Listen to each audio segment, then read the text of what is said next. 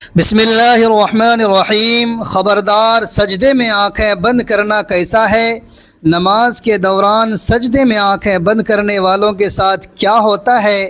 آج کی اس ویڈیو میں ہم آپ کی توجہ ایک اہم مسئلے کی جانب مبذول کروائیں گے کہ کیا نماز میں آنکھیں بند کرنا درست ہے یا نہیں، اور کن حالات میں آنکھیں بند کرنے کی اجازت دی گئی ہے۔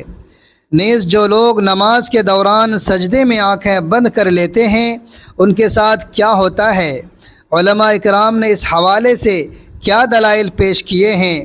ان سب سوالوں کے جوابات جاننے کے لیے اس ویڈیو کو آخر تک ضرور دیکھیے گا۔ محترم ناظرین، دین اسلام کا دوسرا ستون نماز ہے۔ قرآن پاک میں جگہ جگہ ایمان کے بعد سب سے زیادہ ذکر نماز قائم کرنے کا ہے۔ نماز بندے کو اپنے رب کے اتنا قریب کر دیتی ہے کہ اتنی قربت کسی بھی دوسرے عمل کے ذریعے اور کسی بھی دوسری حالت میں حاصل نہیں ہو سکتی۔ نماز قائم کرنے کی بدولت ہی مسلمان اللہ تعالیٰ کی یاد، اس کا قرب، اس کی حضوری اور اس کی ہم کلامی جیسی نعمتوں سے فیضیاب ہوتا ہے۔ اور سجدہ جو نماز میں کیا جاتا ہے یہ ایسی حالت ہوتی ہے کہ انسان اپنا ماتھا، اپنی پیشانی، جو کہ انسانی جسم کا سب سے معتبر حصہ ہے، اللہ تعالیٰ کے حضور میں زمین پر لگا دیتا ہے۔ اپنی پیشانی کو زمین پر کیوں لگاتا ہے؟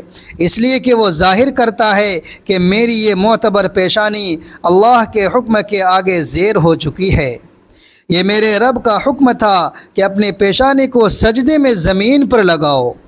یا اللہ، میں نے تیرے حکم کی تعمیل کی، میں اکڑا نہیں، میں اترایا نہیں، میں نے اپنے جسم کا معتبر حصہ تیری رضا اور تیرے حکم کی خاطر جھکا دیا۔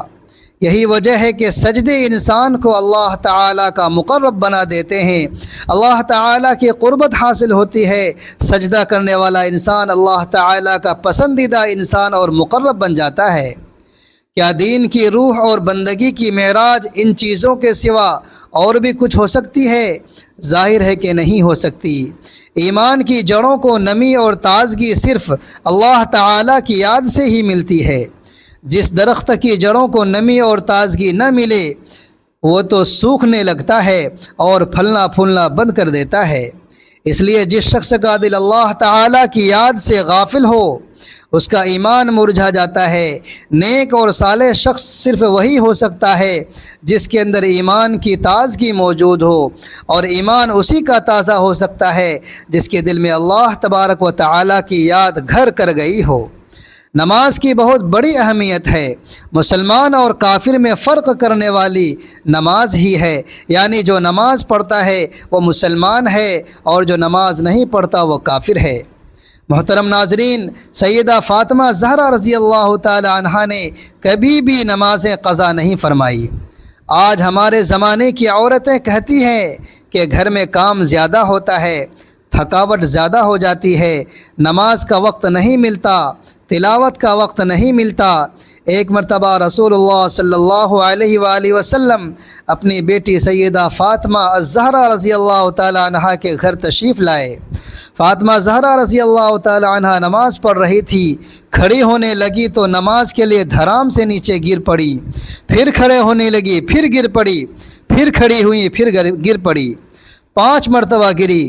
نماز کے بعد رسول خدا صلی اللہ علیہ وآلہ وسلم نے اپنے جگر گوشہ سے پوچھا، بیٹی کیا بات ہے؟ عرض کیا، ابا جان، یا رسول اللہ صلی اللہ علیہ وآلہ وسلم، آپ کی بیٹی کا 5 دن سے فاقہ ہے۔ سیدہ فاطمہ زہرا رضی اللہ تعالی عنہا جو جنت کی ساری عورتوں کی سردار ہے، ان کا یہ حال ہے۔ اپنی بیٹیوں اور بہنوں کو حضرت فاطمہ زہرا رضی اللہ تعالی عنہا اور حضرت زینب رضی اللہ تعالی عنہا کے قصے سنایا کرو تاکہ ان کا نماز پر یقین پیدا ہو۔ ذرا غور سے سننا اور یاد رکھنا کہ مسجدوں میں جو لاؤڈ اسپیکر لگے ہوئے ہیں یہ ہمیں قیامت کے دن پکڑوائیں گے۔ ان کی وجہ سے بڑی پکڑ ہوگی اور انسان کا بڑا نقصان ہوگا۔ جتنی زیادہ اذان سنتے ہو اور مسجدوں میں نہیں جاتے اتنا ہی ڈبل گناہ ہے۔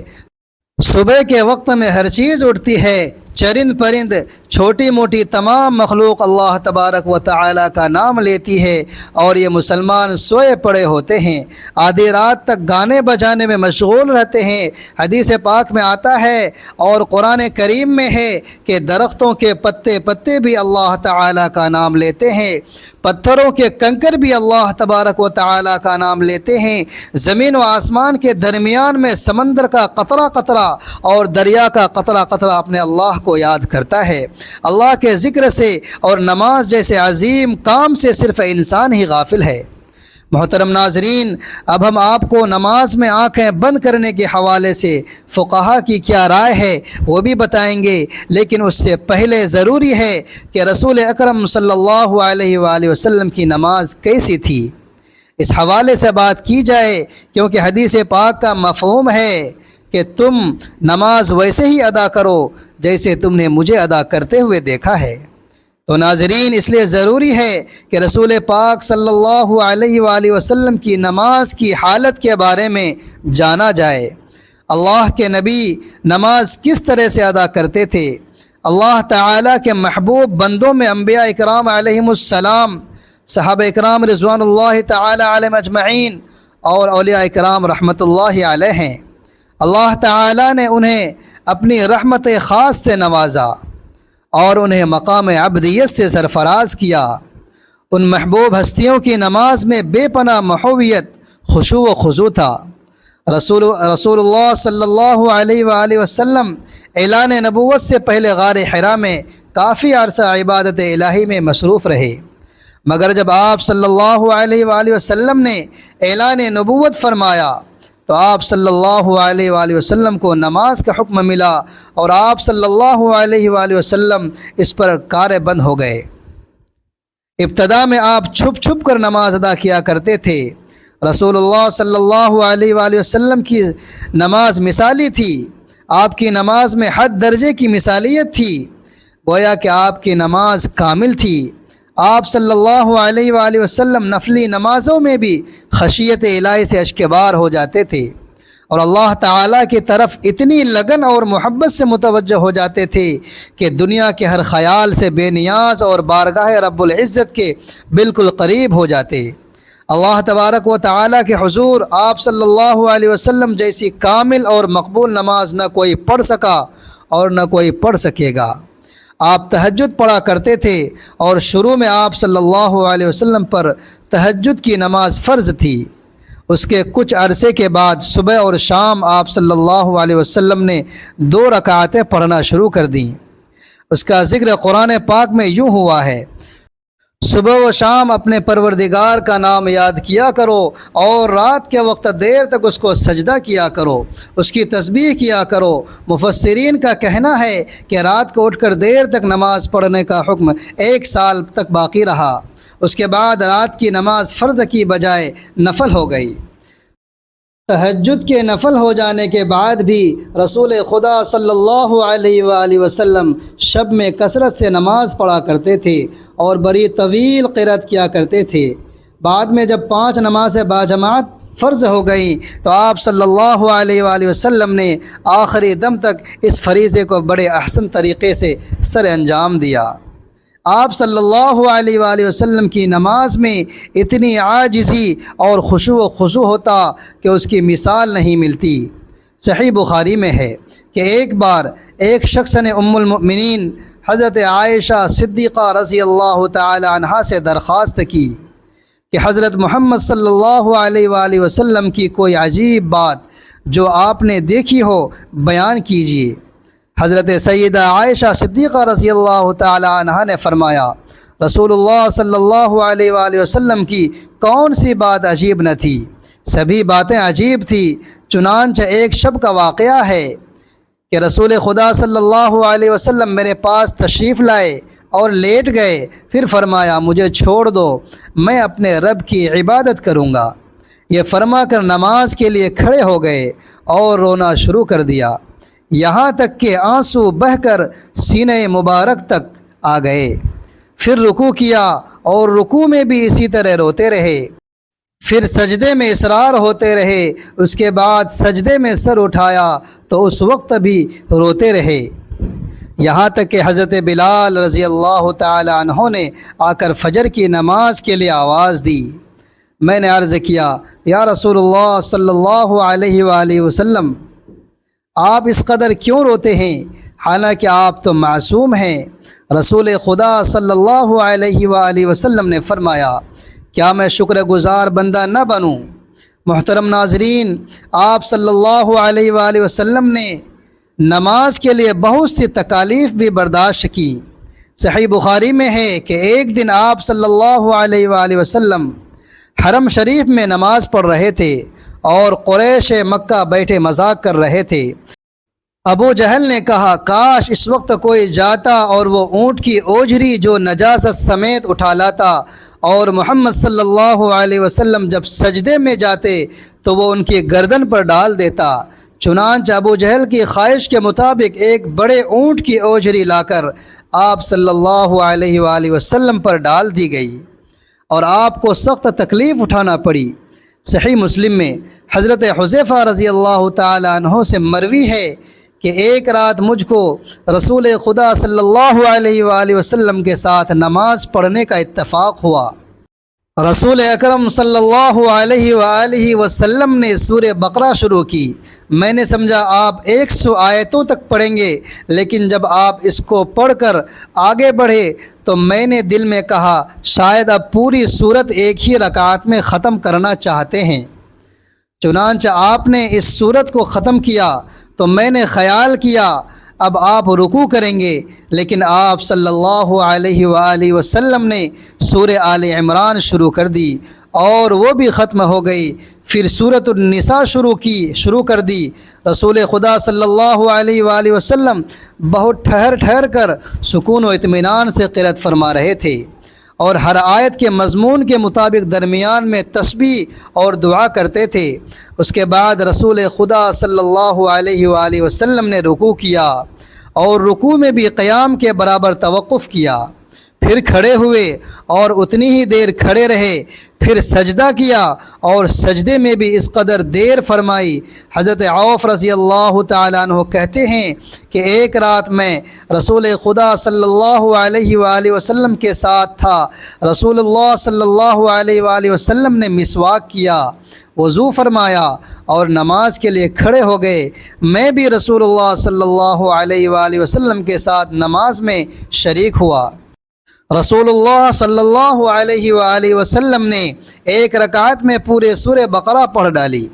جہاں رحمت کی آیت آتی ٹھہر جاتے اور دیر تک رحمت کی دعا مانگتے رہتے۔ سورت کے آخر پر رکوع کیا اور اتنی دیر تک رکوع میں رہے جتنی دیر سورہ بقرہ کی قرأت میں لگی تھی۔ سورہ بقرہ کے بعد اتنا ہی طویل سجدہ کیا۔ دوسری رکعت میں سورہ آل عمران پڑھی۔ اسی طرح ہر رکعت میں پوری ایک سورت پڑھتے رہے۔ تو محترم ناظرین، رسول اللہ صلی اللہ علیہ وآلہ وسلم اس طرح سے نماز پڑھا کرتے تھے۔ کیا ہم نے کبھی غور کیا کہ ہم کس طرح سے نماز ادا کرتے ہیں؟ کیا ہماری نماز میں کوئی ایک سورت مکمل پڑھی جاتی ہے؟ اپنے گریبان میں جھانک کر دیکھیں، پھر آپ کو پتہ چلے گا کہ امت محمدی میں پیدا ہونا خوش قسمتی تو ہے، لیکن کیا ہم نے ان کے طور طریقوں کو فالو کیا ہے یا نہیں؟ تو ناظرین، اب بات کرتے ہیں کہ کیا نماز میں آنکھیں بند کرنا صحیح ہے یا نہیں۔ اس حوالے سے فقہاء کرام نے کیا فرمایا ہے؟ اہل علم متفقہ طور پر نماز میں بلا ضرورت آنکھیں بند کرنے کو مکروہ کہتے ہیں، چنانچہ یہ یہودیوں کا عمل ہے۔ اسی طرح تحفۃ الملوک کے مصنف نے بھی اس کے مکروہ ہونے کی صراحت کی ہے، لیکن انہوں نے کسی قسم کی ضرورت ہونے یا نہ ہونے کا ذکر نہیں کیا۔ اور کاسانی رحمۃ اللہ علیہ کہتے ہیں کہ یہ مکروہ ہے کیونکہ یہ سنت سے متصادم ہے، کیونکہ نماز کی حالت میں سجدے کی جگہ پر دیکھنا شرعی عمل ہے، نیز یہ بھی ہے کہ ہر عضو کا عبادت میں حصہ ہے، چنانچہ اسی طرح آنکھوں کا بھی عبادت میں حصہ ہے۔ تاہم کہیں مصلحت کا تقاضا ہو تو جائز ہے، بلکہ فقہاء اکرام کہتے ہیں کہ بسا اوقات آنکھیں بند کرنا آنکھیں کھولے رکھنے سے بہتر ہوگا، بلکہ بعض فقہاء نے ضرورت کے وقت آنکھیں بند کرنے کی اجازت دی ہے۔ اگر اس سے نماز میں خشوع خضوع زیادہ پیدا ہونے کا امکان ہو تو آنکھیں بند کی جا سکتی ہے، جبکہ ابن قیم رحمۃ اللہ علیہ نے زاد المعاد میں اثرات کے ساتھ لکھا ہے کہ آنکھیں کھول کر رکھنا ضروری ہے، اور اگر آنکھیں بند کر کے رکھنے سے زیادہ خشوع خضوع پیدا ہو، مثلاً کوئی ایسے نقش و نگار یا کوئی اور چیز موجود ہے جس سے خشوع خضوع میں خلل پیدا ہوتا ہے، تو پھر قطعی طور پر مکروہ نہیں، بلکہ اسی صورت میں آنکھیں بند کرنے کو مستحب کہنا مقاصد شریعت سے مکروہ کہنے کی نسبت قریب تر ہے۔ تو ناظرین، فقہا کے فرمان کے مطابق ہم نے دیکھا کہ کیا نماز کے دوران آنکھیں بند کی جا سکتی ہیں یا نہیں۔ بہرحال بہتر یہ ہے کہ آنکھیں کھول کر نماز پڑھی جائے، کیونکہ نماز پڑھنے کے دوران سجدے کی جگہ پر دیکھنا ضروری ہے۔ ناظرین، آخر میں اللہ تعالیٰ سے دعا ہے کہ اللہ تعالیٰ ہمیں دین کی سمجھ عطا فرمائے، ہماری نمازوں میں خشوع و خضوع پیدا فرمائے، جس طرح رسول خدا صلی اللہ علیہ وآلہ وسلم نے زندگی گزاری ہے انہی کے نقش قدم پر چلنے کی توفیق عطا فرمائے۔ ہم رسول اللہ صلی اللہ علیہ وآلہ وسلم کی سنتوں پر عمل کرنے والے بن جائیں، ہمارا جینا مرنا رسول اللہ صلی اللہ علیہ وآلہ وسلم کی اتباع میں گزرے، ہم رسول اللہ صلی اللہ علیہ وآلہ وسلم کے سچے پکے امتی بن جائیں۔ یا اللہ ہمارا خاتمہ ایمان پر فرما۔ ناظرین، کمنٹ باکس میں اللہ تعالیٰ کے 99 ناموں میں سے ایک نام ضرور ٹائپ کریں۔ ویڈیو اچھی لگے تو ویڈیو کو لائک کریں، شیئر کریں، چینل کو سبسکرائب کریں۔ اگلی ویڈیو تک کے لیے اجازت دیجیے۔ خدا حافظ۔